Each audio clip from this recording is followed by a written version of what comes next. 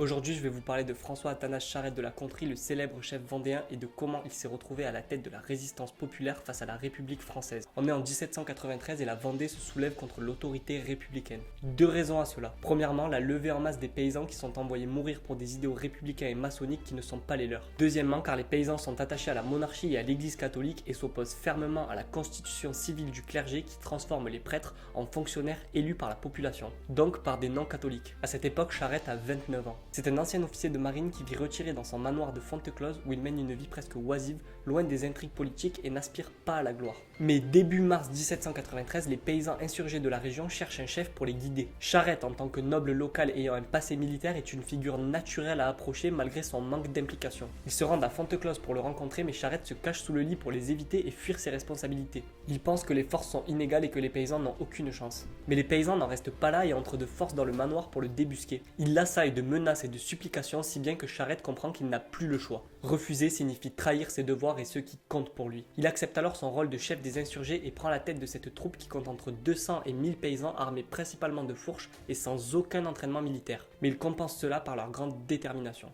Le premier fait d'armes de cette troupe va être l'attaque d'une garnison républicaine stationnée à Pornic. La garnison compte entre 50 et 100 hommes armés de quelques fusils et peut-être d'un ou deux canons légers. Les hommes de Charette attaquent rapidement, profitant de l'effet de surprise et du surnombre pour encercler leurs adversaires. Le combat est bref mais violent. Les paysans galvanisés par Charette attaquent avec une fureur désordonnée. Les républicains tentent de se défendre mais sont rapidement submergés. Plusieurs sont tués, d'autres capturés et certains s'enfuient vers Nantes. Les pertes vendéennes sont minimes tandis que la garnison républicaine est anéantie. Cette victoire met fin aux hésitations de Charette qui déclare « Puisqu'il faut combattre, battons-nous jusqu'au bout ».